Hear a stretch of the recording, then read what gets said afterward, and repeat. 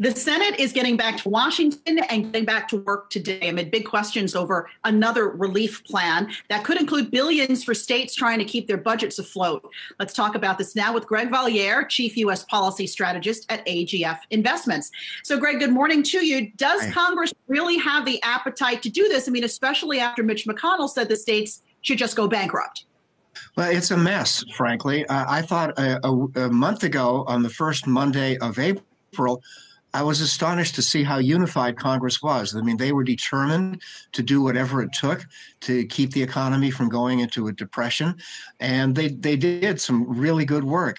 Now, here we are the first Monday of May, and they're totally off the rails, just a bunch of demands made by all sides. I mean, the president last night said he wanted a payroll tax cut, which I don't think is going to happen.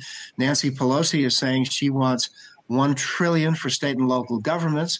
Mitch McConnell is saying he wants a liability lawsuit relief, and on and on and on. Everyone has their agenda. We'll get something, but it's going to be a messy slog for the next couple of months. And you're there in Washington. Just anecdotally, what are you seeing there? I mean, it was beautiful weather this weekend. Yeah. I'd imagine the same as in New York City. Lots of people were out and not exactly social distancing. No, I went for a long run and I saw a lot of people out without masks in groups. I went by the Lincoln Memorial in the mall. There were thousands of people there. I think the majority did not have masks. They were all crowded in together. And, you know, that's another thing, Alexis. A month ago, I think the country was very unified that we were going to stick this out, practice social distancing.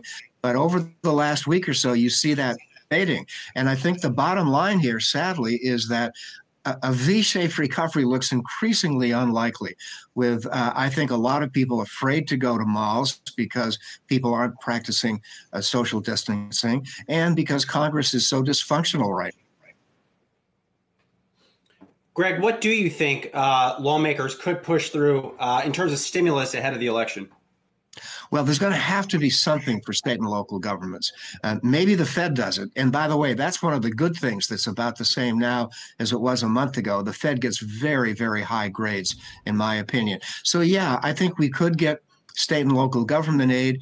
I'm not sure they're going to do more for small businesses. It's been a fiasco with a lot of companies that didn't deserve anything, prep schools and lots of companies getting money they shouldn't have gotten.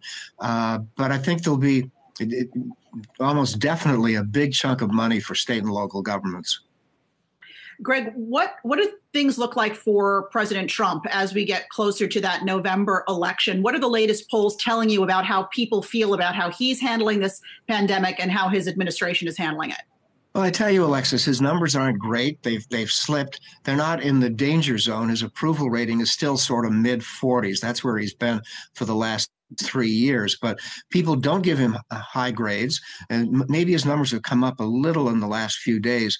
But I'd say the main thing he's got going for him, quite frankly, is Joe Biden, who has been, in his basement in Delaware, who has not shown a lot, who now has a sex scandal that he's got to work his way out of, and somebody who may be hurt by a third-party candidate, the Libertarian. So I'd say that the biggest plus for Trump right now is that he's not facing, to me, a super formidable opponent. All right, Greg Valliere of AGF Investments, always great to have you on, and be well. Stay healthy.